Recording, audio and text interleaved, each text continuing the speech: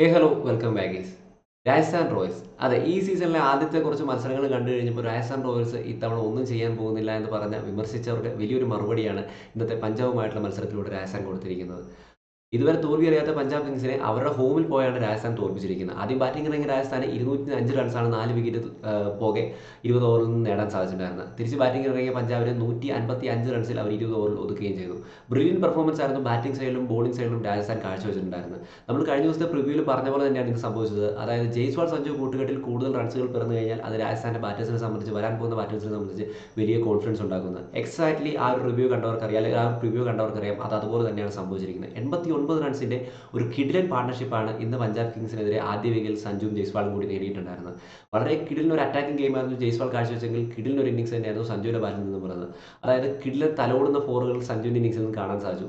അദ്ദേഹം എന്തായാലും ആ ഒരു വിക്കറ്റ് പോയതിൽ ഭയങ്കര ഫ്രസ്ട്രേറ്റഡ് ആയിരുന്നു, കാരണം അത്ര നല്ല ടച്ചിലായിരുന്നു താരം. ഒരു സൈഡിൽ നിന്ന് അക്രമ ഗെയിം തന്നെയായിരുന്നു ജയ്സ്വാൾ കാഴ്ചവെച്ചത്. പിന്നീട് വന്ന പരാഗിന് കുറച്ച് ടൈം എടുക്കേണ്ടി വന്നു സെറ്റിൽ ആവാനെങ്കിലും മികച്ച രീതിയിൽ തന്നെയാണ് താരം കളിച്ചത്. ഹെറ്റ്മേറും ഒട്ടും മോശമല്ലായിരുന്നു. അതോടൊപ്പം നോക്കുകയാണെങ്കിൽ ദ്രുജൂറിന്റെ കിഡിലും ഫിനിഷിംഗ് കാണാൻ സാധിച്ചു. അങ്ങനെ ആ ഒരു കോൺഫിഡൻസിൽ 205 റൺസ് ആയിരുന്നു ഈ ഒരു പഞ്ചാബ് കിങ്സിന്റെ ഗ്രൗണ്ടിൽ രാജസ്ഥാൻ നേടിയിട്ടുള്ളത്.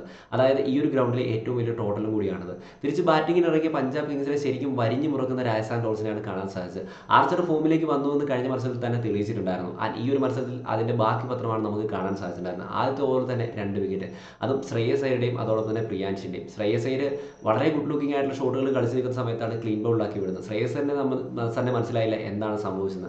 അതോടൊപ്പം തന്നെ ആർച്ചറിന്റെ ഇന്നിംഗ്സിനൊപ്പം എടുത്തു പറയേണ്ട മറ്റൊരു പേരാണ് അവിടെ സന്ദീപിൻ്റെത്. വളരെ എക്കണോമിക്കലായിട്ടായിരുന്നു താരം ബോൾ ചെയ്തിട്ടുണ്ടായിരുന്നത്. മനോഹരമായിട്ട് തന്നെ എന്ന് നമുക്ക് ഉറപ്പിച്ച് പറയാൻ സാധിക്കും. ഇന്നത്തെ അദ്ദേഹത്തിന്റെ എക്കോണമി എന്ന് പറയുന്നത് 4 ഓവറിൽ 21 റൺസ് എടുത്തുവിട്ട് 5.25 എക്കോണമിയിൽ 2 വിക്കറ്റ് താരത്തിന് വീഴ്ത്താൻ സാധിച്ചിട്ടുണ്ടായിരുന്നു. ജോഫ്ര ആർച്ചർ 4 ഓവറിൽ 25 റൺസ് വിട്ടുകൊടുത്ത് 3 വിക്കറ്റും 6.25 ആയിരുന്നു താരത്തിന്റെ എക്കോണമി. വളരെ മികച്ച എക്കോണമിയിലും അതോടൊപ്പം തന്നെ കറക്റ്റായിട്ടുള്ള വിക്കറ്റ് ടേക്കിംഗ് സംഭവങ്ങളും അവിടെ രാജസ്ഥാൻ റോയൽസിന് വേണ്ടി ബോളേഴ്സിന് കാഴ്ചവെക്കാൻ സാധിച്ചു. അതോടൊപ്പം തന്നെ അവിടെ കീപ്പിംഗ് സൈഡിലേക്ക് സഞ്ജു തിരിച്ചു വന്നു, അല്ലെങ്കിൽ ക്യാപ്റ്റനായിട്ട് സഞ്ജു തിരിച്ചു വന്നതിൻ്റെ വ്യത്യാസവും സ്ക്വാഡിൽ കാണാൻ സാധിക്കുന്നുണ്ട്. കൃത്യമായിട്ടുള്ള ഓവറുകൾ ചേഞ്ച് ചെയ്യുന്നത് നമുക്ക് വ്യക്തമായിട്ട് മനസ്സിലാകുന്നുണ്ട്. കറക്റ്റായിട്ടുള്ള കമ്മ്യൂണിക്കേഷൻ സഞ്ജുവിൻ്റെ ഭാഗത്ത് നിന്ന് വരുന്നുണ്ട്.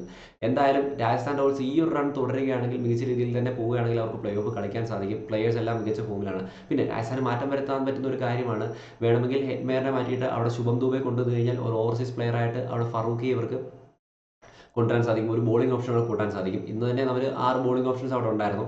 എന്തായാലും മികച്ച രീതിയിൽ തന്നെയാണ് രാജസ്ഥാൻ റോയൽസ് കളിച്ചു പോയിക്കൊണ്ടിരിക്കുന്നത്. ഇത് കണ്ടിന്യൂ ചെയ്യാൻ സാധിക്കട്ടെ എന്ന് പ്രതീക്ഷിക്കുന്നു. നിങ്ങളുടെ അഭിപ്രായം കമൻറ്റ് രേഖപ്പെടുത്തുക. സോ ഒരു കംബാക്ക് കാണാൻ സാധിച്ചിട്ടുണ്ട് രാജസ്ഥാൻ്റെ.